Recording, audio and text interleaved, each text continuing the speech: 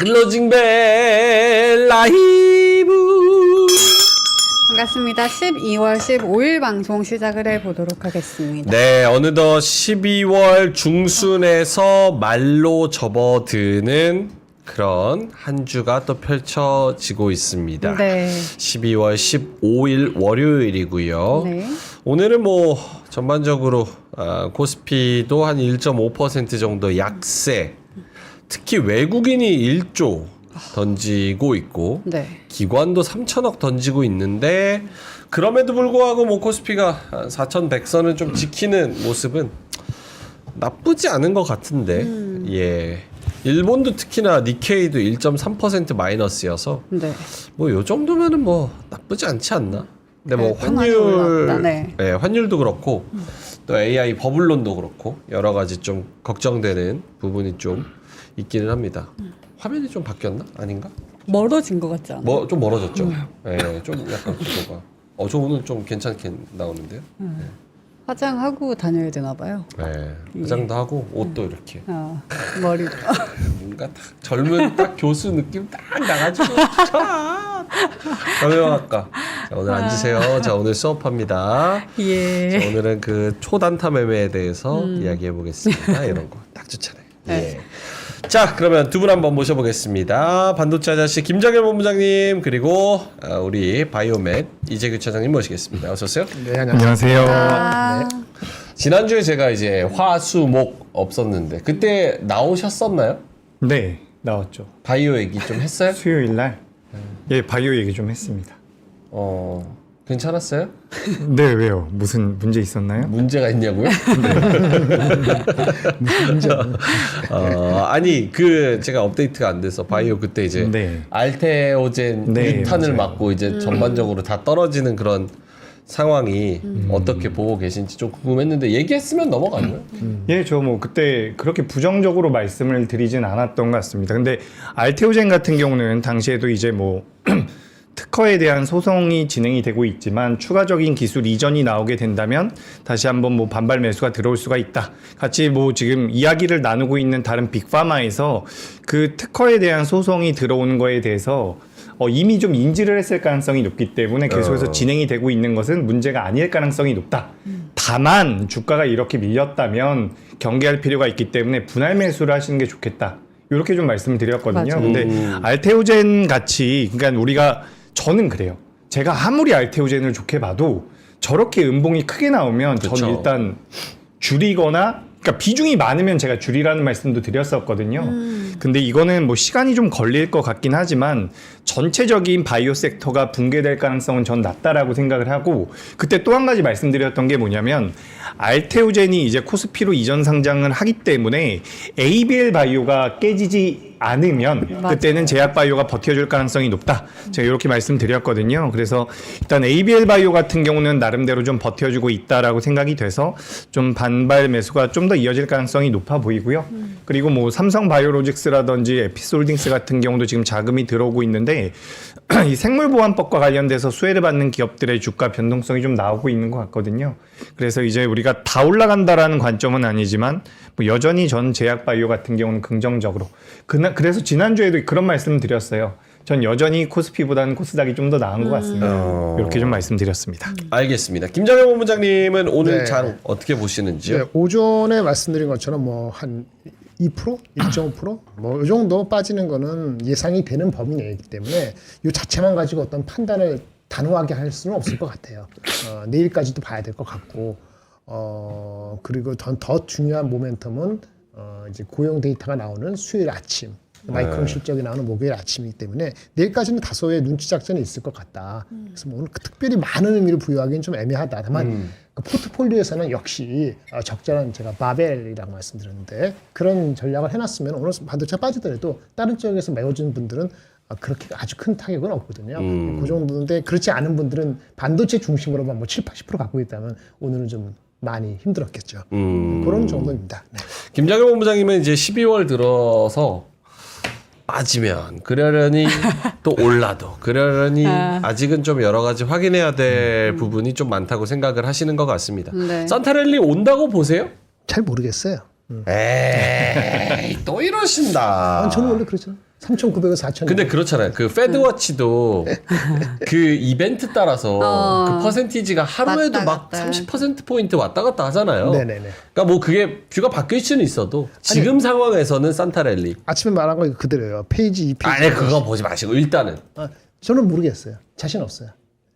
좀 근데 부정적인. 엊그제는 아니었어요. 저번 주에 그거 또 달라. 또 달라. 그것도 주말에도 한 8번 바뀌어. 그리고 월요일에 오는 거예요. 네, 그러니까 지난주 거는 이미 잊어버려야 돼. 잊어야 돼. 네, 오늘 거. 저는 지난주에 어떻게 말씀하셨습니까? 그때 있을 때였어요. 딱 가기 전에 이제 월요일 간다. 날, 월요일 날. 이제 간다. 믿어라. 가봤자 4,200을 훨씬 넘을 수 있는 가능성은 잘 모른다 그랬어. 그러니까 4,100이 내일에 다시 4,200 갈 수도 있지. 또 밀려서 3,900 초반까지 갈 수도 있지. 근데 사실은 모르는 거야. 근데 이제 그런 질문이지. 우린 질문은 뭐냐면, 그러니까 우리는 그런 질문을 하지만 브로드콤에 왜 빠졌어에 대한 얘기를 디테일하게 안 하고 그렇죠. 더 올라갈 거 아니까 그런 질문과 그런 답을 공허한 걸 하니까 쓸데없는 거다. 예, MC 잘못이야. 죄송합니다. 질문이 공허하니까 답이 그냥 모르겠어요. 그러네. 나오는 거지. MC 잘못이 아니라 죄송합니다. 이 전부 다 마찬가지야. 모든 경제방송 MC가 모든 모든 방송이 하는 게 아니 왜 빠졌습니까? 경제 왜 방송이. 사요? 뭐 이렇게 물어보잖아. 그 왜 빠졌는지 이게 빠진 거에 대한 게 뭐가 오해가 있는지 아닌지 아니면 오늘 판단하지 못한다면 뭐 그다음에 뭘 봐야 되는지 이런 질문은 설명이 필요하니까 귀찮아지잖아요. 그럼 뭐 똑같은 거지. 이 1,900에서 4,200 사이고요. 올라갈 때 뚫을 정도로 파워풀한 거는 오늘 모르겠고 목요일 아침까지 봅시다. 뭐 그밖에 무슨 말을 하겠어요. 그렇죠? 김장현 모험장님의 요새 이제 한 달 동안의 스탠스는 그냥 올라가도 그러려니 내려가도 그러려니. 그러니까 내려가봤자 뭐 3,700, 3,800 여기 더 이하로 안 내려가고 올라가봤자 4,200 안 뚫으니까 그 안에서는 뭐 그러려니 이런 스탠스인 것 같습니다. 네. 제이스님이 야 방송 끝내자. 요 오징어도 있는데 여기 저기 쫀디기에 맥주 한잔 하죠. 예. 맥주 있으면 좋겠네요. 알겠습니다. 재규님은 오늘 시장 네. 어떻게 보셨는지요? 저는 그래도 삼성전자랑 SK하이닉스가 나름대로 잘 버텨준 것 같습니다. 그래서 지난주 금요일에 필라델피아 반도체 지수가 엄청 많이 빠졌거든요. 그래서 좀 걱정이 있었는데 나름대로 잘 버텨준 것 같아요. 하지만 뭐 본부장님께서도 말씀을 해주신 것처럼 저도 이제 지난주까지만 해도 코스피가 이제 좀 살아나는 것 같고 예. 여전히 살아있는 것 같긴 한데 이게 이번 주에 그 유럽 연합도 있고요. 그리고 영국도 있고 일본도 중앙은행 회의가 있어요. 그래서 이제 우리가 일본이 뭐 금리 인상에 대해서 발표를 할 때 미국의 국채 금리가 어떻게 변하는지를 좀 봐야 될 것 같거든요.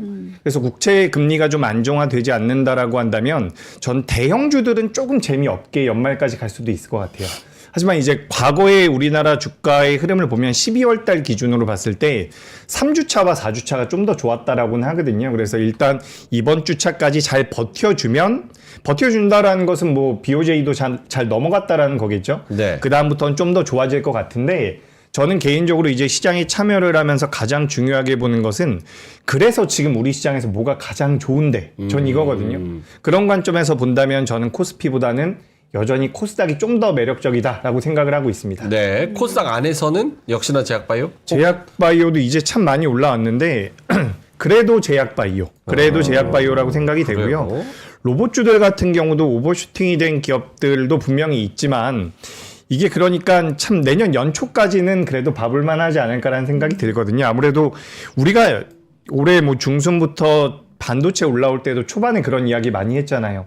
너무 많이 올라온 것 같다. 근데 더 올라갔었던 것처럼 지금 제약바이오와 이 코스닥 쪽에 대한 자금이 유입의 가능성을 고려해 보면 그래도 조금 더 상방은 열려 있지 않을까라고 생각이 돼서 전 여전히 코스닥 쪽에 대해서 긍정적으로 보고 있습니다. 알겠습니다. 오늘 올라간 종목들 보면은 네. 사실은 코스피에서 대형주는 제일 많이 떨어졌고 1.7% 떨어졌으니까 중형주, 뭐 소형주 이런 것들이 어느 정도 방어는 해줬지만 뭐 세아베스틸 지주 10%, 요거는 뭐 미국 그거 이슈죠. 우주항공 저기 네. 뭐 납품한다는 이슈.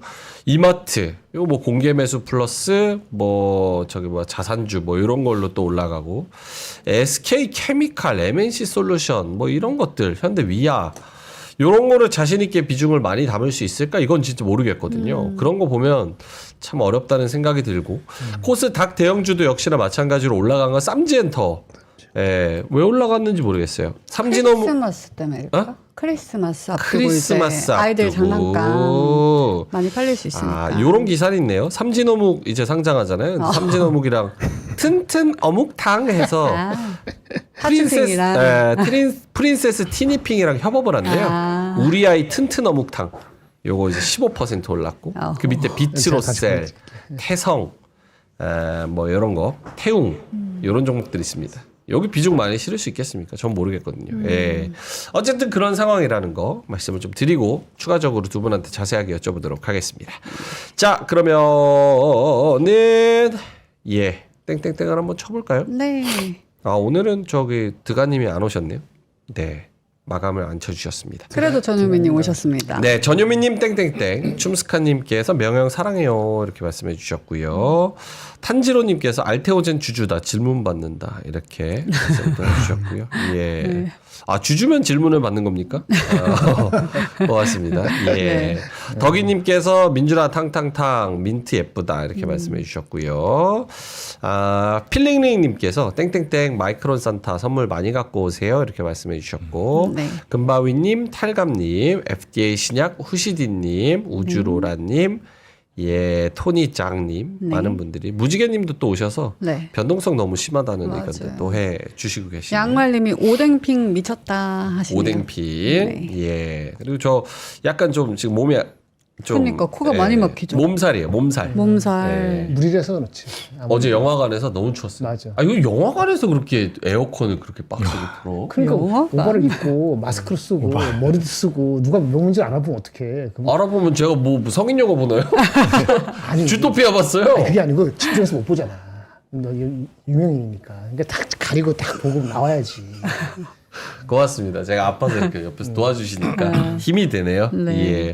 아침에 주토피아 제가 얘기했다가 난리 난리 났었어요. 났어. 왜요? 그 여우 마지막에 죽거든. 그거 얘기해가지고 또 얘기하시니까 또 얘기하는 거야. 그 여우가 진짜 죽어요? 벼랑 끝에 눈에서 이렇게 그래서 난 오래 하지 마, 살았다 하지 마. 니 살아라 이러고 딱 죽거든. 토끼 살리고 그때 이제 스포한다고 난리가 났었습니다. 예. 아 볼라 그랬는데. 거짓말하지 마. 오늘까지 안 봤으면 안 본 거지. 500만이 봤는데 벌써. 진짜? 예. 진짜 죽어? 예. 어쨌든 그런 상황이 있었다는 거. 네. 감기는 아니니까 예. 걱정 마시고. 알겠습니다. 자 그러면 죄송합니다. 예. 신이 못하게. 예. 볼 생각 있었어요? 진짠지 아닌가 보다. 500만이 봤는데 아직 안 봤으면 나 심지어 반지의 제왕 얘기도 막 하는데 스포한다고 나 욕 엄청 하더라고. 반지의 제왕을 지금까지 안 봤으면 안 본 거 아닙니까? 아니죠. 오늘 볼 수도 있죠. 아이, 크리스마스 앞두고. 심하네. 예. 아 여우 구속된다고요? 예, 안 맞습니다. 죽는다고도 있으니까 일단 보고 어쨌든 하면 될 것 같아요. 알겠습니다. 네. 자 그러면 오늘 지수 한번 보겠습니다. 예, 코스피가 1.84% 조금 더 떨어졌네요. 막판에 외국인 매도가 좀 늘었네요. 기관 매도가 1,700억 더 늘었네요. 그러면서 코스피가 1.84% 마이너스 4,090에서 마무리가 됐습니다. 76포인트 떨어졌고요. 네. 그래도 캔들 차트는 빨간색 나왔어요. 예, 초반에 이제 시가로는 2.7% 떨어져서 시작했는데 쓱 말아 올려서 1.84까지 이렇게 마감이 되고요. 코스닥은 빨간색으로 마무리했네요. 1.06% 0.16% 네. 빨강색 플러스 938. 코스닥은 아직도 고가 부근에서 계속 머물러 있는 상황입니다. 힘이 있어요, 아직. 예, 뭐 바이오가 무너졌네 어쩌네 하지만 힘이 있습니다. 그래서 943. 아무래도 코스닥 활성화 정책 여기에 대한 좀 기대감이 계속 네. 남아 있는 거 아닐까 이런 생각을 좀 합니다. 그리고 오늘 수급을 이렇게 보시면은 외국인은 계속 팔았습니다. 9,598억, 1조 가까이를 매도를 던졌고요. 기관은 4,700억 매도가 나왔습니다. 막판에 이거 초록색 보이시죠? 기관이 3,000억 매도했다가 5,000억까지 쫙 밀어버렸어요. 네. 예, 그리고 개인은 1조 4천억을 조금 사줬네요. 예. 통합으로 보면 외국인이 6천억까지 팔았네요. 예, 막판까지. 그렇습니다. 자, 그리고 선물에서는 빨강색이 외국인이 5천억 매도로 끝났네요. 예, 매도 규모가 조금 줄어서 5천억 매도로 끝났고요. 그리고 기관은 5,400억 매수 이렇게 끝났습니다. 자, 그러면은 재규님한테 오늘 시황 전반적인 상황을 한번 들어보겠습니다. 재규님. 일단 뭐 지난주에 미증시가 많이 밀려가지고 오늘 우리나라 시장도 밀려서 출발을 했죠. 기술주에 대한 그런 우려감이 좀 있었던 것 같습니다. 오라클이 실적 발표를 했고 실망감을 안겨줬고요. 그다음에 브로드컴이 실적을 내놨는데 저는 뭐 그게 그렇게 나빴다라고는 생각이 안 들거든요. 근데 시장에서는 어쨌든 오라클에 대하여서 실망했었던 부분들을 완전히 뒤집어 엎지는 못했다라고 생각이 돼요. 그래서 미증시가 밀렸고 그에 따라서 우리나라 시장 같은 경우도 많이 밀려서 출발을 했다라고 생각을 하시면 좋을 것 같습니다. 시가총액 상위 종목군들이 굉장히 크게 밀렸고요. 넥스트레이드에서 SK하이닉스가 투자 경고 때문인지 매매가 좀 안 되더라고요. 장 초반부터 좀 전반적으로 어려웠다라는 말씀드리고 다만 이제 코스닥 같은 경우는 뭐 제약바이오라든지 그동안 오늘 로봇 관련주들도 굉장히 강했거든요. 그래서 어떻게 보면 전 요즘에 우주항공도 많이 움직였어요. 그러니까 지난주부터 약간 연말 분위기가 나면서 연초까지 이렇게 좀 빠른 종목들에 대한 그런 순환매가 나오지 않을까라는 생각이 들거든요. 그래서 시장의 분위기가 좀 바뀐 것 같고 잠깐만 제 화면 보여주시면 요거 엔비디아 좀 보여드리고 싶거든요. 네. 그러니까 엔비디아가 지금 코카콜라인데 코카콜라 갑자기 나왔는데 코카콜라는 굉장히 견조하게 움직여주고 있고요. 근데 이제 엔비디아가 이렇게 좀 만들어졌어요. 차트 모양새가 생각보다 그렇게 좋아 보이진 않거든요. 그쵸. 그래서 이제 엔비디아 쪽과 관련되어 있는 기업들 같은 경우는 우리가 그래도 좀 경계가 필요하지 않을까라는 생각이 들더라고요. 오, 그래요. 근데 다만 이제 뭐 필라델피아 반도체 지수 같은 경우는 그래도 굉장히 중요한 자리는 아직 이탈하지 않았어요. 전혀. 그래서 이게 주 후반까지 좀 버텨준다라고 한다면 우리 시장 같은 경우도 양호할 가능성이 높은데 일단 뭐 전반적으로는 오늘 우리나라 시장이 좀 힘들었다라고 보시는 게 좋을 것 같습니다. 뭐 우리가 굳이 따져보자면 나눠보자면 코스닥이 상대적으로 굉장히 양호했죠. 종가의 상승 마감이 됐고요. 다만 이제 코스피, 코스닥 둘 다 양봉 마감. 그리고 이번 주에 굉장히 중요한 게 뭐냐면 주간 기준으로 봤을 때 CPI랑 고용지표가 둘 다 나오거든요. 근데 요런 기간이 거의 없어요. 사실 따로 나오는데 지금 고용지표 같은 경우는 10월 달과 11월 달 데이터가 나올 거고요. CPI 같은 경우는 11월 달 데이터가 나올 거거든요. 이번 주에. 게다가 브로드컴 실적까지 나와주기 때문에 마이크론까지 실적이 나와주기 때문에 시장이 좀 방향성이 나올 수 있지 않을까라고 생각을 하고 있습니다. 그래서 오늘 전반적으로 좀 어려웠다라는 말씀 드리고 싶고요. 뭐 기술주 밀렸다라는 얘기 그리고 뭐 오라클에 이어서 브로드컴까지 네. 그리고 일본의 이달에 뭐 기준금리 인상이 유력하다라는 내용인데 이것도 굉장히 저는 좀 부담이 될 수 있을 것 같아요. 일본에서 금리 인상을 하면 어쨌든 미국의 국채 금리도 많이 내려오지 않고 있거든요. 그러니까 10년물이나 30년물이 지난주에 좀 내려왔어야 되는데 지금 FOMC 끝나고 나서 우리가 양적 완화라고도 표현을 하지만 정확히는 양적 완화가 아니거든요. 그러니까 단기채를 좀 매입하겠다라고 하면서 유동성을 공급을 했는데 그렇게 되면서 장기 국채가 조금이라도 내려왔어야 되는데 전혀 내려오질 못했어요. 그러니까 장기 국채가 내려오려면 양적 완화를 해야 됩니다. 그래서 이 부분은 체크를 해야 되는데 전 그렇게까지 부정적으로는 보지 않아요. 일단은 단기채를 단기채에 대해서 매수를 해준다라는 내용들이 나왔으니까 그게 결국에는 양적 완화를 가기 위한 초석일 수도 있다라고 생각을 하거든요. 근데 어찌됐건 간에 그런 뭐 우리나라 이번에 뭐 물가지수나 고용에 관련되어 있는 부분들 나오고 그리고 마이크론 나오고 뭐 중앙은행들의 그런 정책적인 부분들이 나와준다면 그때 이제 우리나라 시장의 방향성이 나올 수 있지 않을까. 예. 그래서 오늘은 전반적으로 안 좋았고 코스닥 같은 경우는 상대적으로 좀 양호했다. 정책에 대한 기대감이 여전히 좀 있는 것 같습니다. 오케이. 그러면 환율이 지금 전고점 다시 또 갱신하고 올라가고 있으니까 얼마예요? 1477원 50전. 사실 이거는 공중파 다른 방송에서도 환율 얘기를 꽤 많이 하거든요. 오늘은 71원 50전에서 끝나긴 했는데 심리적 기준선인 뭐 1,500원도 돌파할 수 있다. 뭐 이런 이야기들이 꽤 많이 나오고 있어요. 네. 그래서 일본 기준금리 BOJ 뭐 이런 얘기를 하셨으니까 요걸 한번 짚어보면서 AI 버블론 또 한번 추후에 여쭤볼게요. 일단은 일본이 기준금리 인상이 유력하다고 하면 네. 그게 어떤 영향이 끼치고 또 우리나라 환율과 우리나라 시장에는 어떻게 영향을 끼칠 것으로 예상을 할 수가 있는지. 일단 일본에서 금리 인상을 하면 워낙 강세로 갈 가능성이 있겠죠. 원화도 좀 강세로 갈 가능성은 있어요. 그게 맞아요? 네, 그러니까 그게 아시아 통화들이 전부 다 이제 원화나 위안화의 영향을 많이 받기 때문에 엔화가 강세로 가면 우리나라 원화도 어느 정도 강세로 가서 환율 기준으로는 좀 내려올 수는 있거든요. 근데 여기서 그 일본에서 이제 금리 인상을 좀 강하게 하거나 속도감 있게 진행을 해버리면 엔캐리 트레이드 청산에 대한 그런 리스크가 다시 한번 부각될 가능성은 있겠죠. 아, 그러니까 일본이 금리를 더 주니까 달러로 바꿔놨던 거를 엔화로 바꿔서 일본으로 다시 돌아가는 돈. 그렇죠. 그러니까 기본적으로 일본의 금리가 낮아요. 그러니까 돈을 빌릴 때 싸게 빌릴 빌려서. 수가 있죠. 싸게 빌려서 뭐 투자를 하고 나중에 다른 쪽에서 뭐 환차익에 대한 이득도 받을 수가 있고요. 그러니까 두 가지라고 생각을 하시면 돼요. 하나는 금리 인하가 인상이 진행되지 않을 것이다. 그리고 그 기조가 이어질 것이다. 이 두 가지가 있다라고 한다면 외국인들 같은 경우는 엔화를 빌리는 거죠. 근데 지금 그 두 가지가 전부 다 좀 빠그러지고 있는 상황이기 때문에 엔화 강세에 대한 그런 리스크를 고려해 볼 필요가 있다라는 거죠.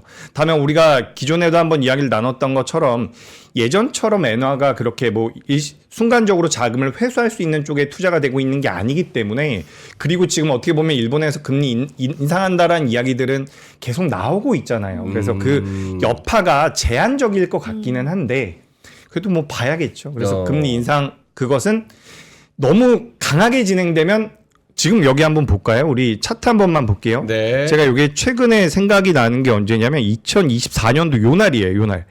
2024년도 8월 5일이거든요.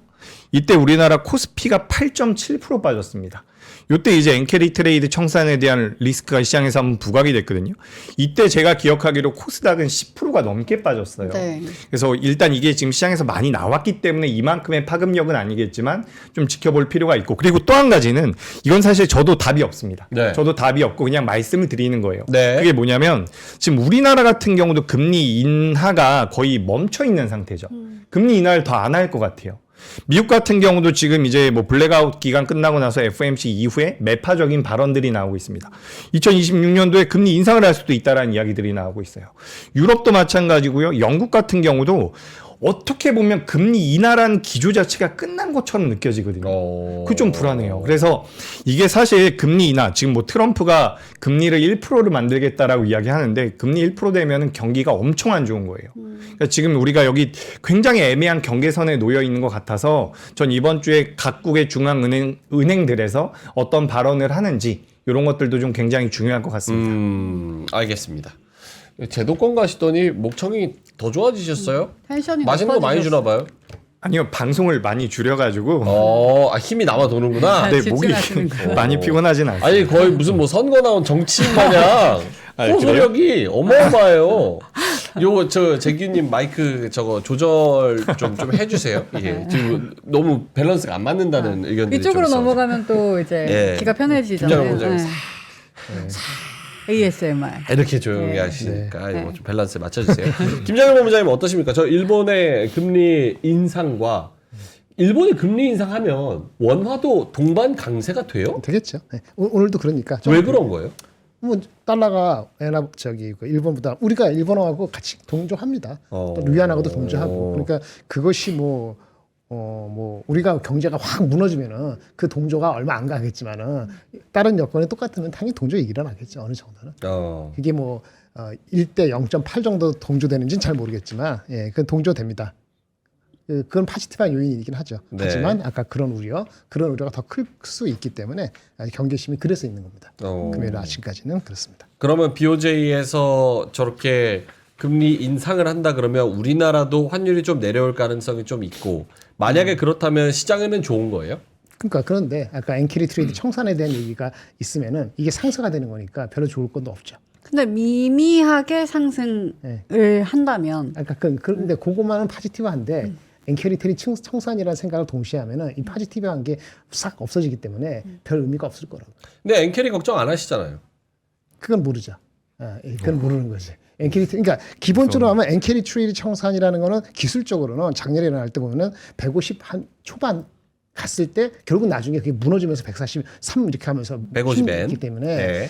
테크니컬이 다 비슷할 겁니다. 한 150 근처 가면은 그 우려가 확 커질 거예요. 그러니까 지금은 그것까지 기술적으로 안 보인다 그러면 그게 엔캐리 청산까지 우려하기는 기술적으로 아직은 높은 거 아니야? 이런 생각이 좀 우세한 것 같아요. 그리고 뭐 BOJ가 그렇게 금리 인상을 하더라도 그 다음 스탠스에 대해서 정부의 그 양적 완화하고 굉장히 이게 충돌되는 거를 계속 끌고 갈 것인지 의지 표명 거기까지 안 가면은 그냥 단발성으로 끝날 수도 있기 때문에 지금은 그렇게 아주 큰 우려를 안 하는 거죠. 뚜껑을 열어봐야 되죠. 그럼 말씀을 하신 거를 종합을 해보면은 결국 우리나라 환율이나 시장에는 좋은 측면이 더 강한 거네요. 이제 그 금리 올리고 나서 엔화가 얼마나 실제 강세가 되는지를 보고 되겠죠. 근데 우리가 나쁘다는 얘기가 아니고 이게 1450 이렇게 내려갈 정도로 의미 있게 이거 가지고 엔이 강세가 돼서 우리가 1450까지 갈 거라고 저는 보지 않기 때문에 그 임팩트가 그렇게 의미 있게 긍정적인 임팩트가 그걸로 나오기는 글쎄 잘 모르겠어요. 자신 없어요. 그것도 그렇게 크게 뭐 네. 영향이 있는 변수는 아니라고 생각을 저는 하시죠. 별거 아니라 봅니다. 지금 이제 AI하고 지금 이런 게 더 훨씬 큰 문제지. 오케이. 그러면 금리랑 통화정책 여기까지 일단 얘기를 해보고 네. 두 번째로가 이제 AI 버블론. 나 이 얘기 좀 그만했으면 좋겠어. 그러니까 제가 만약에 저기 미국의 그 CNBC랑 뭐 CNN 머니 이런 사장이면 이런 기사 갖고 오는 애들 다 내가 집합시켰을 것 같아. 뭘 버블이라고 지금.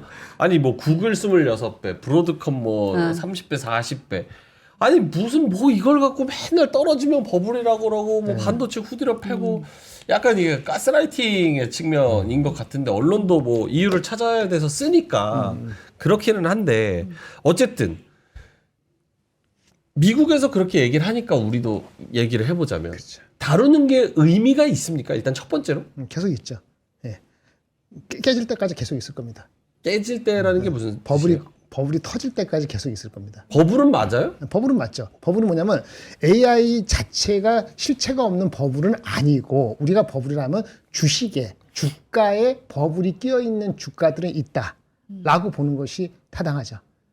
그러니까 주가가 가다가 이런저런 나오면 빠지는 거 아니겠어요? 근데 대다수는 10명에 한 2-3명 정도만 그렇게 보는 거고 주가적인 레벨에서 또 70-80%는 야 그거 너무 옛날에 뭐 저기 그 2000년 다 닷컴버블 때 50배 60배 왔는데 지금 30-40배까지 이렇게 쫄아라고 하는 사람이 80%. 하지만 AI 버블이라는 논의 자체가 작년에 나왔고 올해도 나오고 이제 넘어가는 나오고 제가 말씀드린 3세판인데 내년에 나올 때는 진짜 뭔가 그 증거를 보여주지 않으면 내년에 나오면 진짜 그 약한 고리는 터질 수도 있어요. 근데 지금 내년에 나오는 것이 지금 버블로는 그 AI 버블이 아니고 주가 일부에 대해서 경계감이다. 저는 그렇게 보거든요. 그래서 버블론이라는 거에서 AI 버블은 아니고 AI 기술의 버블이 아니고 일부 주가에 대해서 경계감이 표출됐는데 이거는 계속 나올 것이다. 그게 아닐 정도로 뭔가 화끈하게 나오지 않으면 이렇게 보여질 수 있는 거예요. 저는 약간 이 버블이라는 그 단어, 이 어휘에 대한 굉장히 불편함이 있어요. 그러니까 이 추상적이고 공포심을 자극하는 듯한. 그러니까 버블이라는 건 폰지 사기처럼 아예 없는 거를 이거를 뭐가 있는 것처럼 물방울을 키워가지고 이거를 버블이라고 하는 건데 사실은 지금은 고평가라고 이야기를 하는 어휘를 쓰는 게 맞지 버블이라고 얘기하는 근데 거는 그렇게 자극적이지 않잖아요. 그러니까요. 그럼 누가 유튜브를 보겠어요? 그러니까 그게 이제 그러니까 그게 제가 불편하다는 거예요. 그러니까 너무 자극적으로 헤드라인을 위해서 조회수를 위해서 공포심을 위해서 버블이라는 단어를 쓰는 것 자체가 갑자기 앵커님 너무 정석으로 가시는데요. 저는 정통 언론인입니다. 네, 버블 이런 거 저 언론 버리가 그랬다며. 마이클 버리. 마이클 버리가 네, 공매도 하지 말라. 말라. 예. 나 추천 안 한다. 왜요? 언제 터질지 모른다. 언제 터질지 모르는 게 내일 터지겠다는 게 아니고 내일 터질지 어차피 모르니까 거기에 베팅하지 하는 거를 추천하지 않는다 그렇더라. 채팅은 지금 여론 안 좋네요. 네가 제일 잘하는 게 조장, 여론 어그로 이런 거 아니냐. 맞네. 오늘 되게 무슨 거네요. 저는 정통인데 오해를 많이 하시네. 그래서 네네. 알겠습니다. 네네. AI 버블론, 고평가 요 얘기 때문에 지난주 막판에 뉴욕 증시가 빠지고 오늘까지 영향을 미치는 거는 어떤 의견을 갖고 계신지 자료 보여주셔도 괜찮습니다. 네, 그렇게 말씀드릴게요. 일단은 일단 주가가 많이 올라갔다는 것이 가장 큰. 아까 주가에 대한 경계라고 말씀을 드렸잖아요. 제가 열동안 말씀드릴게요. 브로드컴 빠졌어요. 10몇 프로 빠지기 전에 내년 기준으로 PER이 43배였어요. 그럼 이건 버블이냐? 버블은 아니야. 2020년 전에는 버블이 깨질 때 평균 50배를 훨씬 넘었기 때문에 버블을 우려할 수는 있지만 50배를 훨씬 넘은 게 아니기 때문에 20년처럼 버블은 아니다 이거야. 네. 근데 많이 올라갔지 주가가. PER 40몇 배면은 이게 40년 거 땡기는 거 아닙니까? 물론 이제 그 브로드컴이 한 30% 성장하고 40% 성장하니까 계속 앞으로도 30년 동안 40% 성장하면 40몇 배 간 게 전혀 신경 안 쓰겠지만 더럽게 많이 올라온 상태에서 보니까 얘 혼자만 43배네. 엔비디아도 25배고 구글도 26배인데 브로드컴 40몇 배 정도 계속 가려면은 그 CEO가 아주 그냥 미친 듯이 그냥 혹하게 만들어가게 되는데 그 정도 얘기는 안 했거든. 예, 그러니까 뭐 혹할 정도 아닌데 딱 보니까 43배네. 그리고 뭐 마진이 약간 내려간다네. 마진 79% 마진이 78% 내려간대. 1% 놓치기 어렵죠. 근데 이렇게 개 같은 소리 하지 말라고 하는 게 마진은 내려간다고 3개월 전에 이번 분기 실적에 대한 가이던스 줄 때 마진은 내려가냐고 얘기했어. 이미. 근데 애널리스트 그런 얘기 하나도 안 하더라고. 그러니까. 거기 애널리스트. 그거 같은 놈이지. 같은 패. 미친놈들. 내가 알고 있는. 그 미친놈은 아니죠. 미친놈이지. 뷰가 바뀌는 거 아니지. 있잖아요. 가이던스를 마진이 내려간다고 얘기를 해줬다니까. 3개월 전에. 근데 그 얘기는 리포트에 안 적었다고. 예전에 적었으니까 가이던스가 이상한 게 아니에요라고 얘기를 해야지 맞지. 다만 주가가 그 사이에 어렵게 올라서 부담감이 있는 상태에서 확하게 만드는 코멘트가 없다 보니까 거기다 대고 판 거야. 그게 빠져서 이제 35배, 37배예요. 그러면 어떻게 되겠어? 한 10% 더 빠지면 사겠지 누군가. 펀더멘털 이슈가 된 건 아니니까. 근데 더럽게 많이 올라갔어. 그러면 김장현 본부장님의 얘기는 네. 주요는 버블이고 고평가고 이 얘기가 실체가 있어서 나오는 게 아니라 이 주가들이 너무 잘 가니까 그거를 태클 거는 형식으로 계속 앞으로도 이야기가 나올 거라는 재료의 형태로 얘기를 하시는 거예요? 그게 가장 중요한 거고요. 하나는 좀 찝찝했던 거는 페르미가 있어요. 페르미. 페르미의 역설. 아니 그게 아니고 회사 이름이. 회사 이름. 그 페르미의 역설에서 나온 걸걸요? 그 회사가 테슬라, 34% 페르미. 빠져. 34%. 34%가 어저께 34% 빠졌다고. 페르미가 왜 빠졌냐면 걔네가 그 부동산 그 데이터 센터 지면은 이게 리치해지시 이렇게 임대해 주는 건데 커스터머가 도망갔네. 어머. 네? 커스터머가 도망갔다고요? 아니 이제 이렇게 해줘갖고 여기 하기로 했는데 커스터머가 좀 밀어달라고. 그렇게 지연되는 거예요. 그래서 페르미가 주가가 30몇 % 폭락했거든. 막 엄청 큰 회사는 아니야. 네. 한 그도 10조 되죠? 10조 정도 될 거야. 아마. 10조 정도. 엄청 많이 빠졌어요. 40% 넘게 빠졌어요. 40% 빠졌나? 그냥 폭락했거든. 그리고 오라클에 대해서도 얘기 나왔어. 오라클 33? 커스터머도 오라클도 데이터 센터 좀 밀어준다. 물론 오라클은 아니다. 밀어주는 거 없어라고 했지만은 페르미는 그냥 확 빠졌거든요. 그러니까 그 이유는 뭐 데이터 센터가 뭐 필요 없다는 게 아니고 배를 만들면 사람도 필요하고 뭐 이렇게 뭐 여러 가지 필요하잖아요. 그러니까 필요한 요소 중에 몇 가지만 부족해도 밀어질 수 있잖아. 근데 이 시기에 또 밀어준다. 아니다. 뭐 그런 얘기 나오니까 이거 화답지 나는 거지. 걱정되는 거지. 그러면 돈 많이 들어서 부채 드는 회사들은 그냥 개작살 나는 거잖아요. 그래서 빠진 거야. 돈을 많이 썼는데 그게 언제 수익화가 될지를 모르는 상황에서 더 늦어질 수 있다. 네. 그런 분위기가 좀 만들어진 것 같습니다. 거기에 대한 재규님의 현재까지의 생각은 어때요? 그러니까 AI가 지금 말하는 것처럼 근데 AI 사용해가지고 1인 기업에서 돈 버는 사람 엄청 많은데 그래요? 엄청 많아요 진짜 미국은 더 많고 유튜브만 해도 미국은 더 그래서 많고. 저도 사실 뭐 지금 제가 여기 방송 나와서 이런저런 이야기, 뭐 분석 이야기도 많이 드리고 있는데 사실 이게 어떻게 보면은 우리가 그동안 겪어보지 못한 산업의 성장이라고 그럼요. 저는 생각을 하거든요. 그래서 실제로 여러분들께서도 찾아보시면 아시겠지만 챗 GPT가 나온 이후에 그러니까 고용하는 고용률 자체가 줄어들고 있거든요. 전반적으로. 그렇죠. 그러니까 챗 GPT가 나오면 노동시장이나 고용시장이 좋을 수가 없는 상황이 되는 거예요. 근데 우리가 뭐 금리 인하를 하거나 정책적인 방향을 결정을 할 때 이 고용에 대해서 생각을 하잖아요. 근데 이게 과거의 잣대로 봤을 때 이게 맞을까라는 생각도 저도 가끔씩 들어요. 실질적으로 지금 24살, 25살이 되지 않은 학위를 가지고 있는 친구들 같은 경우는 실업률이 8%에서 9%까지 올라간다라고 이야기가 되고 있거든요. 근데 그거보다 나이가 더 많은 사람들은 실업률이 3%밖에 안 됩니다. 그러니까 이게 젊은 층들은 어떻게 보면 AI가 확장됨에 따라서 피해를 받는 거고 그 반대로 이제 AI를 이용해 먹는 기업들 같은 경우는 지금 수익성이 엄청나게 개선이 되는 거죠.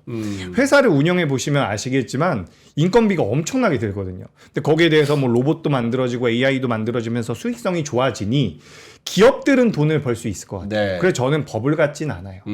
하지만 이제 이게 실제로 우리 실생활에서는 좀 궁핍해질 수도 있겠다. 그냥 개인적으로. 그런 생각이 좀 듭니다. 좀 애매하죠, 저도. 옛날에 상상했던 그런 걸로 가는 거죠. 그러니까 상상했던 거. 빅테크 기업들 일부 정말 소수 기업들이 거의 90% 이상의 돈을 벌어들이고 모든 것이 자동화되고 AI화 되면서 나머지 사람들은 사실 물질적 풍요는 누리는데 무엇보다 엄청나게 막 대박인 막 그런 부자들 뭐 이런 거는 안 나오는 거고 그러니까 결국은 기본소득 논란으로 이렇게 되면 갈 수밖에 없는 거죠. 그렇죠. 어쨌든 그래서 지금은 뭐 버블이나 이런 거는 좀 근데 주가에 타격을 주면은 어쩔 순 없잖아요. 그죠. 주가는 또 다른 이야기죠. 그래서 다른 얘기지. 저는 일단 뭐 엔비디아는 좀 걱정을 하고 있어요. 중요한 자리에서 많이 꺾였다라고 생각이 돼서 나머지 기업들 같은 경우는 제 생각엔 이번 주 후반까지 좀 반등을 주거나 버텨주면 크게 문제는 없을 것 같습니다. 근데 엔비디아가 걱정이 되면 SK 하이닉스나 삼전이나 여기도 같이 걱정을 해야 되는 게 아니에요? 그것도 맞죠. 그것도 맞는데 삼전이나 SK하이닉스 같은 경우는 어떻게 보면 최근에 반대로 구글이나 뭐 알파벳의 주가 흐름이 좋았잖아요.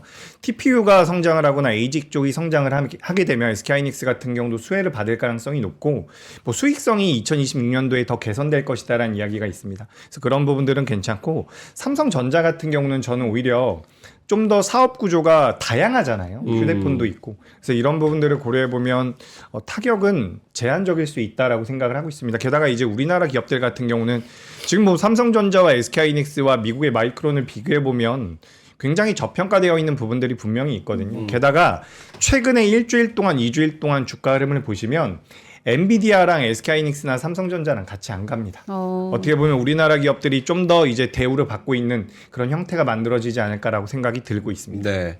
AI랑 반도체를 마무리하는 질문으로 이야기로 마이크론 실적이 또 이번 주에 발표가 됩니다. 네네. 아침에 이제 시간이 많이 없으니까 인사이트를 많이 못 들었는데 결국은 마이크론의 실적 우리나라 하이닉스나 삼성전자한테 영향을 많이 미칠까요? 많이 미치죠. 네, 실적 자체보다도 코멘트가 중요할 것 같아요. 코멘트. 얘네가 이제 그렇죠. 이게 9, 10, 11월 11월까지 실적이 반영된 게 지금 발표되는 거거든요. 그러면서 12월, 1월, 2월이니까 비수기인 연말 연초에 대한 전망을 준단 말이에요. 아마 전망에 대한 코멘트가 상당히 의미가 있게 다가올 거예요. 전망에 대한 게 조금 미적지근하면은 그때 빠지면 대책 없는 거예요. 단기적으로. 그때 지금 요게 약간 미적지근하고 좀 의심스러운 요거를 하면은 오늘 어저께 내일 어떻게 빠진 거를 다 말아올릴 수도 있거든요. 그러니까 분기점이죠. 삼성하이닉스의 엄청난 분기점입니다. 마이크론 목요일 아침 우리 장에 반영이 되나요? 그렇죠. 목요일 아침에. 그거 자료 혹시 있으시면 잠깐 보고 이거는 갈까요? 뭐 마이크론 중요하죠. 마이크론. 목요일 아침 중요하겠네요. 목요일 아침이라고. 그럼 화수 놀면 돼. 목요일 날 이제 보고 실적은요 이렇게 되는 거야. 나오는데 네. EPS가 3.8, 매출은 126억 달러 나오는데 엄격해진 잣대 이게 좀 신경이 쓰여요. 맞아요. 엄격해서. 네. 그러니까 비트를 뭐 한 5% 이렇게 해가지고는 아니 브로드컴도 한 4% 비트했는데 더 잘 나왔는데 소용이 없었잖아요. 근데 마이크론의 그 CEO나 그 CFO는 아마 그 브로드컴보다는 조금 더 마케팅적인 스킬이 있는 걸로 알려져 있기 때문에 그래요? 조금 더 희망을 가져보려고 합니다. 근데 이제 장담할 수 없지만 여튼간에 18일 새벽에 나오는 게 매우 중요합니다. 그리고 또 하나 중요한 건 다른 얘기인데 반도체가 많이 오르니까 PC나 휴대폰을 만드는 회사들이 힘들어지거든요. 그래서 이 가격을 전가하려고 해요. 델 컴퓨터인가 델이 가격을 이제 15에서 20%를 12월 17일부터 올린다고 얘기를 했거든요. 근데 이제 어저께 금요일 날은 뭐 분위기가 아니니까 얘는 10몇 프로 폭락했거든. 그러니까 마이크론 실적 나오기 이전에도 다른 그 반도체 사용하는 업체들도 조금 올라가줘야지 분위기가 좋아요. 이게 반도체가 계속 올라간다고만 계속 강조하는데 계속 올라가면요. 그 반도체를 갖다 쓰는 업체들이 결국 한 6개월 뒤에 수요를 줄입니다. 너무 비싸서. 줄 수밖에 없잖아요. 그렇죠. 예, 그러면 비싸니까. 그 부메랑이 내년은 아니더라도 내후년에 올 수도 있기 때문에 우리는 지금 내년 실적은 한 85% 반영됐기 때문에 내후년까지 돼야지 주가가 여기서 한 50% 올라가는 거거든요. 그렇지 않으면 내후년 걸 안 받아들이면은 목표 주가가 여기서 50% 올라가기 힘들어요. 네. 끼케야 1-20%가 끄기치기 때문에 그런 거 측면에서도 다른 반도체를 사용하는 업체들의 주가도 동반 상승은 아니더라도 빠지지 않는 것이 필요합니다. 그런 것도 필요해요. 알겠습니다. 이번 주도 뭐 분수령이라고 말씀을 하시는 만큼 마이크로 네. 실적 이런 것도 중요하니까 한번 이번 주 좀 잘 체크를 해보도록 하겠습니다. 자, 재규님한테 이제 시장에서 있었던 섹터 쪽으로 가볼까요? 섹터 네. 이야기하겠습니다. 오늘 그 우주항공 쪽이 굉장히 많은 변동성을 보였어요. 우주항공 같은 경우는 지난주부터 좀 이야기가 되더라고요. 그 스페이스X가 상장할 수 있다. 뭐 이런 내용들 나오면서 변동성이 많이 나왔는데 네. 뭐 자료는 간단하게 좀 준비를 해봤습니다. 네, 화면 한번 보여주세요. 일단 뭐 요 스페이스X가 기업 가치가 1,200조에 달할 것이다. 뭐 이런 이야기들이 나오고 있고요. 뭐 2,000조 이야기도 나오고 있더라고요. 그래서 우리가 이제 아직까지 굉장히 우리한테 와닿지는 않은 분야일 수 있는데 최근 보도에 따르면 뭐 S&P 500에 상장되어 있는 기업들의 시가총액들과 비교해 봤을 때 테슬라 위로 올라올 가능성이 있다라고 이야기가 되고 있죠. 그래서 2026년도에 상장을 할 가능성이 있다라고 이야기가 되는데 네. 요 기업과 이제 우리나라 기업들 중에서 납품을 하고 있는 이력들을 가지고 있는 기업들이 변동성이 좀 많이 나왔거든요. 근데 이거는 아직까지는 저는 이제 개인적으로는 테마성이라고 생각을 하고 있으니까 요 부분을 말씀드리고 싶고 이제 이런 것들을 좀 살펴볼 필요가 있을 것 같습니다. 지금 뭐 연도별, 국가별 궤도 발사 횟수인데 여기 가만 보시면 가장 우측에 요 파란색이 미국이고 그 위에 이제 이 분홍색 요게 이제 중국이거든요. 네. 근데 가만 보시면 2018년 정도 요때 중국이 미국을 앞섰어요. 오. 그러니까 발사 수가 더 많았다라는 거죠. 근데 그 이후에 스페이스X에서 요 추진체를 회수하는 걸 성공한 거죠. 쉽게 말씀드려 보자면 재활용을 할 수 있게 된 거예요. 그래서 그때부터 이제 기하급수적으로 스페이스X를 필두로 해서 미국이 엄청나게 앞서 나가기 시작을 했거든요. 근데 이 부분을 우리가 좀 고려를 해보면 스페이스X가 가지고 있는 상징성은 뭐 미국 시장에서 굉장히 글로벌 시장에서 굉장히 크지 않을까라고 생각이 되고요. 우주항공이 지금 시장에서 많이 어떤 부분으로 연결이 되고 있냐면 다들 아시겠지만 국방, 안보 그리고 요즘에 나온 것은 또 데이터 센터 쪽으로도 연결이 되어 있거든요. 그래서 이런 부분들을 고려해 본다면 파급력은 분명히 있다. 하지만 우리 시장에는 뭐 대형주 중에서는 뭐 한화그룹주들 몇 개 있을 거고요. 뭐 한국항공우주라든지 몇몇 기업들이 있을 텐데 아직까지 저는 테마성으로 보고 있다는 말씀 다시 한번 드리고 이런 스페이스X가 시장에서 좀 부각이 되면서 변동성이 많이 나왔다라고 생각을 하시면 좋을 것 같고 또 18일 날 또 예. 한빛 나노라고 하는 뭐예요? 상업 발사. 국내 민간 우주 발사 업체 이노스페이스의 한빛 나노 첫 상업 발사가 최종 준비 단계에 돌입했대요. 그래서 18일 오전 우리 시각으로 3시 45분 새벽에 브라질 발사장에서 한빛 나노 발사체가 발사된대요. 예, 이노스페이스. 주가 좋네 이노스페이스. 그래서 이게 저는 그래요. 지금 반도체가 조금 재미가 없어졌잖아요. 그래서 연말이나 연초까지는 이런 종목군들의 종목 장세가 좀 이어질 가능성이 높아 보이고 우리가 지금 계속해서 제가 우리 방송에서 많이 말씀드리는 게 결국에는 미국과 중국의 이런 패권 다툼입니다. 거기에 따라서 우리나라 기업들이 어디에서 수혜를 받을까를 우리가 체크해 볼 필요가 있고 미국의 국방부 산하에 그 다르파라고 하는 연구기관이 있거든요. 다르파라고 하는 연구기관이 있는데 거기서도 이제 이 우주항공 쪽에 대한 투자 금액을 계속해서 늘리고 있어요. 그래서 예전에 한 2, 3년 전에 이 다르파라는 연구기관에서 가장 많이 투자금을 늘렸던 곳이 어디냐면 HBM이었습니다. 반도체. 그러니까 우리가 지금 신기하네. 미국 쪽에서 다르파에서 우주항공 쪽에다가 투자를 계속해서 많이 늘린다라고 한다면 산업 자체는 성장을 하겠죠. 물론 거기에서 우리나라 기업들이 어느 정도의 입지를 가질지는 봐야겠지만 저는 긍정적으로 좀 볼 필요는 있지 않을까. 다만 아직은 테마성 이렇게 좀 보실 필요가 있고 우리나라에서도 어쨌든 이 국제 우주항공청이 만들어졌잖아요. 네.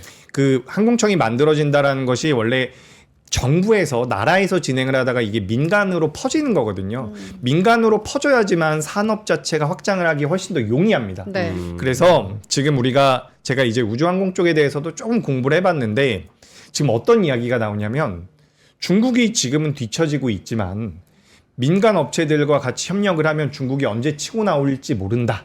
그렇기 때문에 미국 같은 경우도 투자를 늦출 수가 없다라는 거죠. 그런 부분으로 따져보자면 그래도 산업적인 성장은 이어질 가능성이 높겠다. 저는 이렇게 좀 생각이 들었습니다. 알겠습니다. 오늘 그래서 우주항공 뭐 저 이노스페이스도 막 8% 9% 갔고 네. 비츠로테크, AP위성, 인텔리안테크, 캔코아 막 이런 애들도 한 2에서 5% 정도 이렇게 갔다는 거. 중요한 얘기하고 있는데 저기 스페이스X 얘기하는데 스페이스 A 가수. 옛날 예. 섹시한 남자, 섹시한 와, 진짜 옛날 사람들이다. 나의 남자. 야, 연계성이. 뭔 얘기 하나 했네. 스페이스 A. 예. 알겠습니다. 하나만 더 볼까요, 섹터? 네, 뭐 제약바이오인데 제가 뭐 요거는 간단하게 하겠습니다. 많이 말씀드렸던 분야라서. 제약바이오 또예요? 네. 그러니까 이게 그러니까 제가 또해? 3개월 내내 이러고 있습니다. 아, 3개월 내내 이러고 있어가지고 ST팜. 저도 뭐 더 자세하게 말씀드리기가 애매한데, 그러니까 이게 종목 이야기를 네. 많이 좀 자제하라고 하더라고요. 그래서 종목 얘기는 많이 못 하겠고, 일단 제약바이오가 매력적일 수밖에 없어요. 그게 구조적이라니까요. 그러니까 금리 인하가 포인트가 아닙니다. 금리 인하를 계속해서 이야기를 하시는데 제가 누차 말씀드렸던 것처럼 빅파마들은 지금 발등에 불이 떨어졌어요. 본인들의 수익성을 만들어 가기 위해서. 그렇기 때문에 계속해서 이제 우리나라 기업들의 그런 플랫폼 기술이 부각될 가능성이 높고, 네. 제약바이오 제가 하나 새로운 거. 새로운 거. 이거는 다 새로운 내용. 저도 이제 굉장히 이 정도면 기우제 아니냐고. 아, 제약바이오 주가로 잘 가는데 그러니까 ST팜 오늘 52주 신고가예요. ST팜, 오늘 바이오 되게 잘 갔어요. 근데 제약바이오가 그래서 그런 것 같아요. 하시는 분이 하고 안 하시는 분도 안 해. 그래서 그런 것 같아요. 근데 어쨌든 주가는 좋습니다. 요즘에 알테오젠 빠져서 그러신 것 같은데 제약바이오 왜 주가 괜찮습니다. 너무 웃겨. 예. 제가 무슨 제약바이오 매니아인 것 같은데, 예. 우리나라에서 요 CDMO와 관련되어 있는 특별법이 진행이 됐거든요. 네. 그게 통과가 돼가지고 CDMO와 바이오시밀러와 관련되어 있는 기업들의 주가 흐름이 최근에 좀 괜찮아요. 바이오시밀러 같은 경우는 잘 알고 계시겠지만 셀트리온과 삼성 에피솔딩스, 그리고 CDMO 쪽 같은 경우는 삼성 바이오로직스, 그리고 요 ST팜 같은 경우도 CDMO 쪽에 대한 모멘텀을 봤고요. 일전에 이제 뭐 본부장님께서도 잠깐 말씀해 주셨던 올릭스 같은 경우도 기술력이 계속해서 부각될 가능성이 높겠죠. 네. 그래서 저는 지금 제약바이오 쪽에서 사실 주가 흐름이 그렇게 많이 훼손된 기업들은 많지 않다라고 생각이 되거든요. 그래서 연말이랑 연초까지는 그래도 좀 볼만하지 않을까. 이게 사람들이 참 재밌는 게 떨어진 건 크게 와닿는데 올라갈 때 관심이 없거든요. 근데 오늘 업종으로 보면 뭐 바이오가- 비철금속이랑 뭐 이런 뭐 다 빼고 바이오가 1등이에요. 생물공학, 제약 이쪽이 1등이거든요. 그래서 뭐 엔지캠 뭐 18% 올라갔고, 삼성 에피스홀딩스가 오늘 7% 올라갔습니다. 예, 바이오로직스가 5% 올라갔고, 그래서 오늘 제약바이오가 좀 있다는 거. 예. 아, 그럼 저도 근데 좀 이제 내려와야 될 것 같아요. 제약바이오 너무 오래 이야기해가지고 떨어지면 진짜 많이 욕먹을 것 같아가지고 걱정이 좀 되네요. 전공도 그쪽이니까 그렇죠. 이해하십니다. 제약바이오 네. 전공이잖아요. 생명공학. 예. 오케이, 제약바이오. 그러면 이 분위기 환기 차원에서 광고 한번 갔다 갈게요. 좋습니다. 예, 예. 저를 살려주시네요. 오늘 광고는 짧아요. 요거 하나 드세요. 쪼르메스. 에르메스식으로 네. 쪼르메스라고. 쫀득인데 쫀딕인데 에르메스. 명품이야. 쪼르메스. 와우. 왜 이거밖에 안 여기 주셨지? 있어요. 청담 쫀득이. 아니. 네. 핫 불닭 맛밖에 안 주셨네?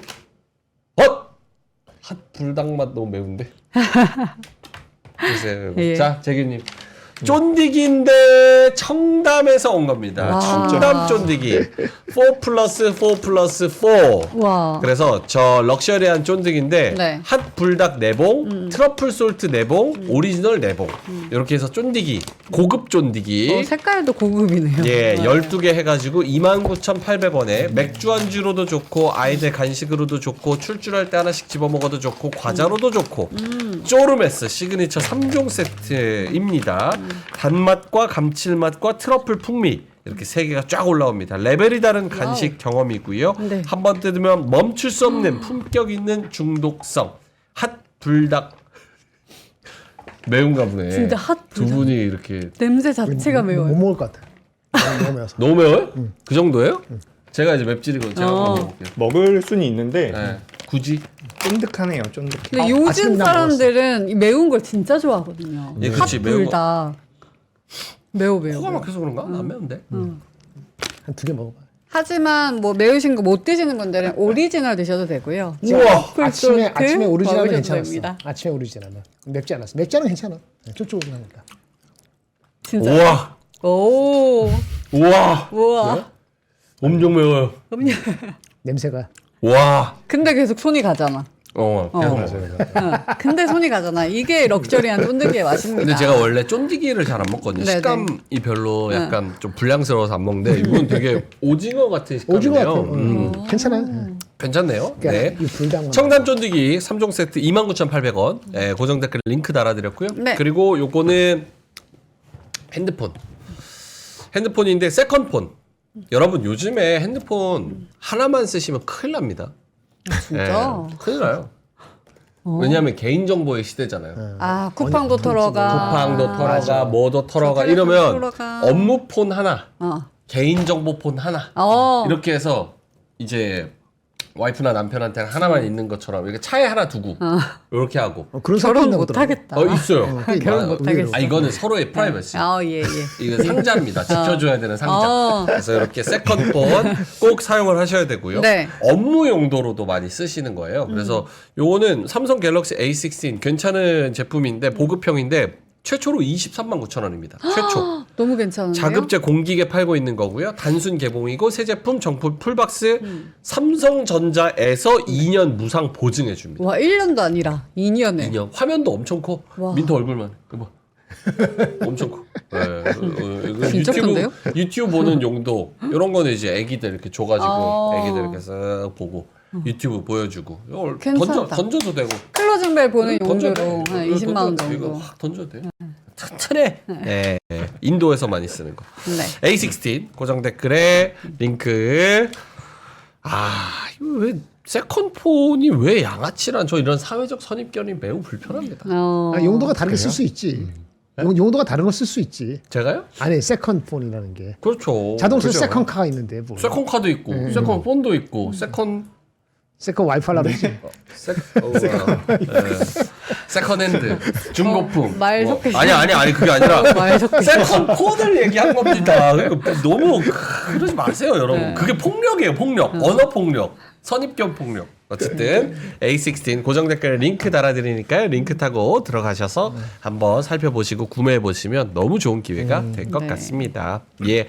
자 그러면 재규님 아까 네. 섹터 더 하고 있었는데 저도 다른 거 하고 싶은데 네. 왜 본부장님도 계속 반도체 하시는 것처럼 저도 바이오 하는 아니 좋아요, 거니까 좋아요. 예쁘게 봐주시면 네. 좋겠고 예. 일단 로봇주들도 최근에 계속해서 좋은 모습 나오고 있는데 네. 어쨌든 저는 이제 코스닥 쪽이 하반기랑 상반기까지는 좀 매력적일 수 있다라고 생각이 돼서 로봇 쪽을 좀 말씀을 드리고 있어요. 그래서 뭐 2026년도 상반기 때 CES에 대한 모멘텀까지 우리가 받아간다라고 한다면 우리나라 로봇주들이 좀 더 변동성을 키워갈 수 있지 않을까라는 말씀 추가적으로 드리고 싶고요. 사실 뭐 로봇에 대해서는 제가 많이 말씀을 드렸기 때문에 저뿐만 아니라 많이들 알고 계시기 때문에 제가 이제 막 방금 전에 우리 저거 쫀득이 이야기할 때 찾아봤는데 네. 업종 중에서 지금 변동성이 로봇은 제가 간단하게 좀 넘어가고요.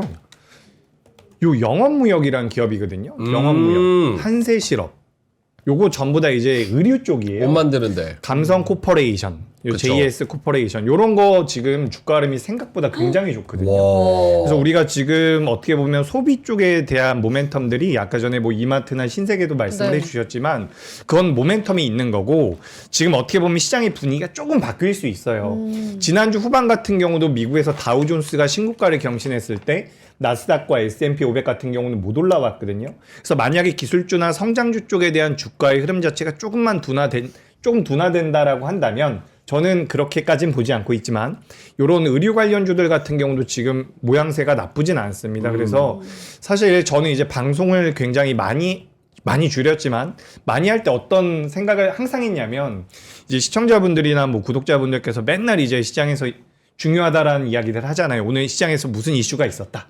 근데 그거 사실 다 따라갈 수 없어요. 다 따라갈 수 없기 때문에 그러니까 좀 들으시고 마이너한 거. 네 판단하시고 저희가 말씀드리는 내용들은 공부하시고 네네. 실제로 매매하시는 건 저는 좀 다르게 하셔도 괜찮다라고 생각을 하거든요. 좀 매매할 걸 좀 알려줘요. 매매할 거. 그러니까 그게 안 되더라고요. 왜요? 제가 왜요? 회사에서 하지 말라 그러더라고요. 아, 그럼 그것도 안 돼요? 몇 글자만 알려주고 뒤에는 블라인드 처리해야 되잖아.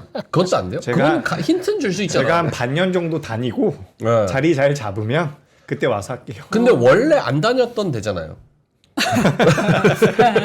뭐야?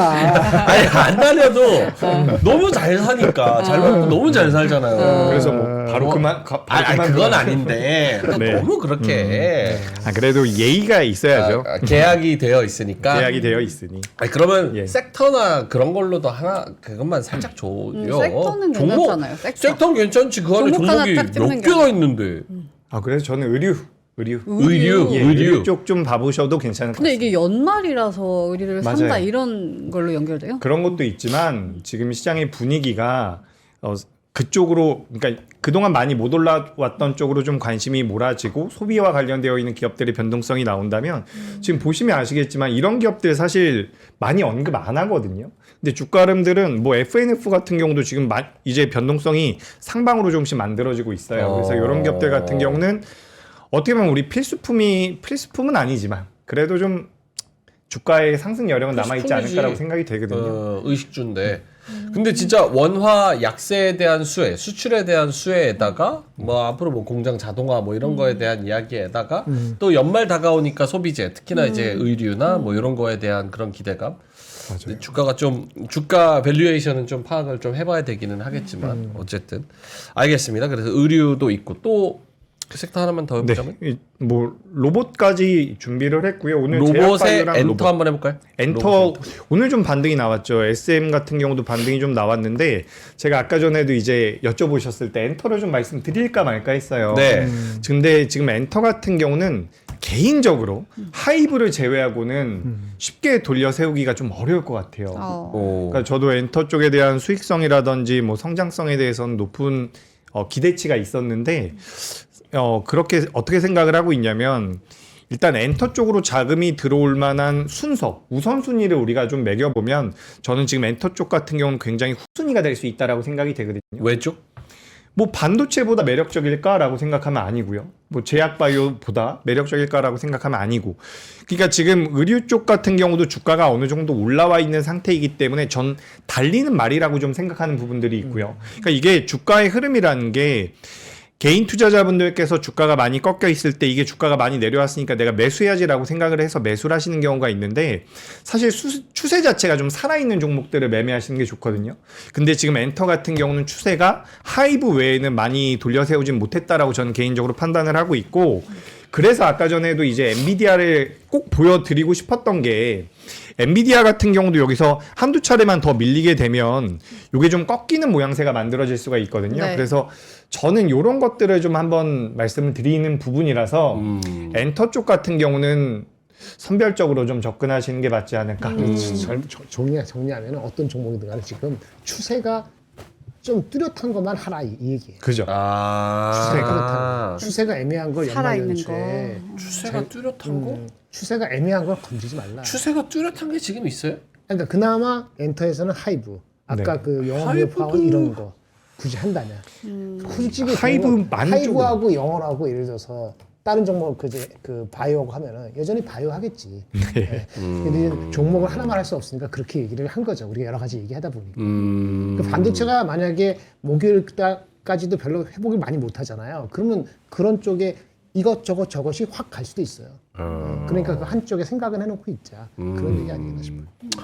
알겠습니다. 엔터. 그리고 로봇 아까 했었나요? 네, 네, 로봇도 했는데 로봇도 여러분들께 제가 말씀드리고 싶은 건 그거예요. 우리가 결국에는 트럼프와 중국의 싸움이라고 생각을 하거든요. 시진핑과. 그래서 지금 계속해서 이야기 나오는 거잖아요. 우리가 이렇게 생각을 하셔야 돼요. 지금 미국 같은 경우는 리쇼어링이라고 해서 제조업을 미국 내로 가지고 오려고 하거든요.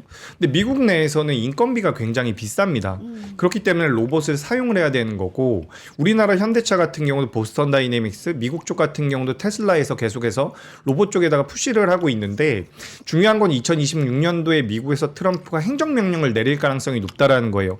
제가 지난주에도 말씀드렸던 것 같은데 지금 2023년도 기준으로 봤을 때 이 로봇 쪽에 대한 보급률이 2023년도 기준으로 중국이 미국의 4배라고 이야기가 되고 있어요. 그렇다라고 한다면 미국이 뒤처지고 있다라는 거거든요. 그러니까 이거를 어쨌든 계속해서 메워갈 것이기 때문에 그로 인해서 로봇 쪽에 대한 투자가 이어질 것이고 우리나라 기업들도 수혜를 받을 가능성이 높다. 우리나라 같은 경우도 뭐 국민성장펀드 150조 만들어가지고 네. 그중에서 AI와 반도체와 로봇 쪽으로 투자를 한다라고 이야기가 되고 있죠. 그래서 그런 정책적인 부분들 저는 그러니까 지금 글로벌 시장에서 제일 중요한 것은 AI라는 큰 트렌드. 그리고 두 번째로는 미국과 중국에 대해서 우리 기업들, 우리 산업들이 수혜를 받을 수 있는 게 뭐가 있을까? 네. 세 번째로는 우리나라 정책. 우리나라 정책 쪽에서 아직까지 못 움직였다라고 생각이 되는 것은 저는 개인적으로 신재생 에너지 쪽. 네. 신재생 에너지 쪽도 어쨌든 현재 우리 정부에서 굉장히 강하게 드라이브를 걸고 있는 분야이기 때문에 이쪽 같은 경우도 좀 체크가 필요하지 않을까. 그래서 오케이. 로봇도 주가가 많이 올라왔어요. 로봇 같은 경우도 제가 우리 방송에서 예전에 앵커님께서 잠깐 기억해 주셨는데 제가 클로봇 말씀드렸단 말이에요. 클로봇. 클로봇 이제 소프트웨어 쪽이다. 이렇게 좀 말씀드렸는데 이것도 이렇게 간단 말이죠. 더 간다라는 이야기 아니고요. 네. 다만 이런 변동성이 순차적으로 나올 가능성이 있다. 선순환이 되면서 그렇게 좀 생각을 하고 있습니다. 신재생이랑 바이오. 근데 하지만 실제 매매하려면 의류 맞아요? 결론? 매매는 뭐 그 앞서 말씀하신 섹터도 저는 괜찮다라고 생각을 하는데 신재생 바이오. 의류 쪽을 말씀드린 이유는 네. 시장에서 말을 안 하고 있어도 수익 나면 장땡이거든요. 그렇죠. 그러니까 그런 쪽에 대한 관심도 필요하다라는 거예요. 아. 우리가 너무 보는 것만 보면은 맞아. 옆에서 또 다른 데 잘 가고 있거든요. 아, 되게 좋은. 제가 예전에 어떤 기억이 있냐면 2010 몇 년도였어요. 그때 이제 정치 테마주들이 엄청나게 움직였거든요. 근데 그때 스마트폰 부품주들이 200%씩 300%씩 갔어요. 오. 근데 그때 이제 개인 투자자분들 중에서 정치 테마 쪽에 많이 관심이 있던 분들은 그 스마트폰 부품주들을 다 놓쳤죠. 그러니까 지금 제가 그런 그만큼 어떤 섹터가 굉장히 강하다라는 것은 아니지만 투자의 시야를 좀 넓힐 필요는 있지 않을까 이렇게 좀 생각이 듭니다. 이게 참 지난번에도 몇 년 전에 제가 한번 말씀을 드렸던 것 같은데 아이러니한 게 경제방송에서는 옳은 것만 얘기해요. 왜냐하면 수밖에 없지. 조회수가 그래야 나와. 맞아, 방법이 없어. 핫한 걸 해야 조회수가 나오고 누워있는 거 이제 갈 것 같은 거 얘기하면 아무도 관심이 없어요. 그러니까 이게 되게 역설적인 맞아요. 건데 어쨌든 그 남들이 관심이 안 가지는 약간 조용한 애들 방송에서 많이 안 나오는 애들 이런 것도 좀 많이 공부를 찾아보면은 네. 좀 기회가 있을 수 있겠다. 옳은 오케이, 알겠습니다. 4시 22분이어서 마지막으로 요거 하나만. 그 이마트랑 신세계 신세계 푸드, 신세계 요런 애들 분위기 되게 좋잖아요. 지금 요렇게 떠 있는데 하이마트 말고 하이마트 망했지. 할말트 말고. 네. 이마트 요렇게 해서 오늘 장대양봉 윗꼬리가 좀 달리긴 했지만 어쨌든 이마트 9% 올랐고 거기에다가 신세계 푸드. 와, 신세계가 이렇게 자산 관련주 또 내수 저 소비재 관련된 종목들이 그래도 꽤 잘 가요. 여기에다가 석화, 오늘 석유화학 관련해가지고 S오일, 그리고 여기 대한유화도 있었던 것 같은데, SK케미칼, 뭐 대한유화, 뭐 이런 종목들 분위기가 뭐 나쁘지 않은 것 같은데, 뭐 선택해서 말씀해 주시면 될 것 같아요. 김정은 원장님. 이마트는 원래 그 홈플러스 펌에서 그 수혜라는 얘기도 옛날부터 있었고, 네.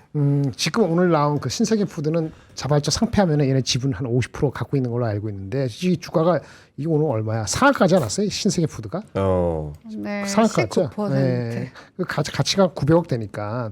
이마트도 뭐 그거 정도는 플러스가 돼야 되지 않겠습니까?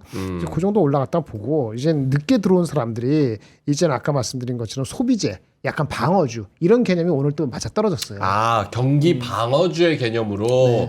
그럼 의류도 그 주가 또 포함이 되네. 수출이지만 그 경기 방어 성격이 있기 때문에 네. 오늘 대량 거래가 나오면서 약간 누를 뻔했다 확 올라갔기 때문에 그런 성격도 있습니다. 어쨌든 목표 주가하고 괴리가 이제 많이 좁혀져서 지금 이제 이 상태에서 쫓아가는 건 만만치는 않은데 그래도 만약에 반도체나 이런 쪽이 애매하면은 금방 무너질 것 같지는 않아요. 좀 더 갈 수도 기술적으로 좀 더 갈 수도 있고 오케이. 한번 대량 거래가 틀어졌기 때문에 그렇게 보시면 될 것 같습니다. 알겠습니다. 자, 그러면 마무리하는 측면에서 두 분의 오늘의 한마디 좀 보고 그러고 마무리하겠습니다. 김정희 본부장님 먼저 하실까요? 뭐 이거 볼까요? 페이지 26. 26페이지. 저번에 한번 본 것 같은데 젠가 이코노미가 아니기를 바라지만은 혹시 모르니까 잘 와치하시고 여기서 빼서 저기서 빼는 이런 게 아니고 그 자체의 코어가 핵심이 있는 기술과 능력이 있는 회사면은 주가가 10% 15% 빠지면은 반등이 와야 돼요. 네, 그러니까 그거는 큰 문제 없는데 자기가 살 때도 지금 핵심이 애매한데 주가가 올라가니까 또 쫓아갔다. 그럴 수 있잖아요. 기분 좋아서 부안해동해서. 근데 연말에 이제 그 분위기가 애매해서 내려간다. 그러면 손절매가 오면은 반드시 하시는 게 필요할 것 같아. 손절매는. 왜냐면 혹시라도 젠가 이코노미가 모든 주식이 젠가 이코노미가 아니라도 어느 특정 섹터, 어느 특정 분야만 젠가 이코노미처럼 그렇게 빠질 수도 있거든요. 그러니까 손절매를 연말에도 하실 필요는 있다. 그래서 와치합시다. 네. 젠가 이코노미가 아니기를 바라면서. 알겠습니다. 네, 감사합니다. 글로벌 경제가 젠가처럼 저렇게 하나 빼는 이코노미가 아니길 바란다. 자, 그러면은 재규님도 오늘 한마디. 네, 뭐 저도 항상 조심하자. 그러니까 저도 개인적으로 이제 지금 나와 있는 객관적인 팩트들을 기준으로 봤을 땐 시장이 그렇게 크게 붕괴될 것 같지는 않거든요. 하지만 무리해서 매매하시는 것은 저는 추천드리지 않고, 그리고 아까 전에 신재생 말씀드리면서 저도 이제 방금 전에 막 찾아봤는데 지금 태양광이나 뭐 풍력 쪽에 대한 기업들 같은 경우는 주가가 많이 기었어요. 네. 그러니까 오히려 의류보다는 제가 아까 의류 말씀드렸는데 의류는 또 올라온 부분들이 있어서 오히려 신재생 같은 경우는 매매를 하셨을 때 좀 편할 수 있지 않을까. 그래서 투자의 시야를 좀 넓혀볼 필요가 있지 않을까라는 말씀드리면서 이번 주 진짜 중요한 것 같습니다. 네, 마이크론도 그렇고 뭐 중앙은행들의 그런 스탠스도 그렇고 그래서 네. 이번 주 잘 넘어가면 그때부터는 또 좋을 것 같다. 이렇게 말씀드려보고 싶습니다. 매크로 나올 때는 거기 영향 또 받고 아닐 때는 오늘처럼 이제 그런 좀 작은 종목들 좀 변동성 크게 나오고 오늘 윗꼬리 아랫꼬리 달리는 애들은 엄청 많았어요. 하나 에어로스페이스도 마찬가지고 그래서 그런 변동성 오늘은 어떤 장일까? 요게 이제 8시부터 9시 정도 한번 파악을 잘 해보시면 훨씬 더 눈치 싸움에서 이길 수 있는 확률이 높지 않을까 이렇게 생각이 듭니다. 자, 그럼 저희는 이만 여기서 물러가도록 하겠고요. 예, 두 분도 오늘 고생 많이 하셨고요. 네, 저녁 맛있게 드시고 또 너무 무리하지 마시고 감기 조심하시고요. 아까 뱅건디님께서 제가 이제 방문했던 그 레스토랑 사장님이신가봐요. 진짜요? 네, 그래서 저기 우리 마감시황팀 막년회 하면 거기 그 스테이크 집이거든요. 거기서 이제 식사 대접하고 싶으시다고 말씀을 하시는데 거기가 가족도 다 데리고 올 수 있는. 워낙 비싼데 워낙 비싼. 아 그래요? 저 누가 사줘가지고 가도 돼요, 갔었던 저희? 건데 우리 뱅건디님 초대하면 또 저희 가잖아요. 예 댓글 남겨주시기 바라겠습니다. 예. 감사합니다. 자, 그러면 여러분 저녁 맛있게 드시고요. 저희는 여기서 물러가겠습니다. 화이팅 하시고요. 내일 뵙겠습니다. 고맙습니다. 감사합니다.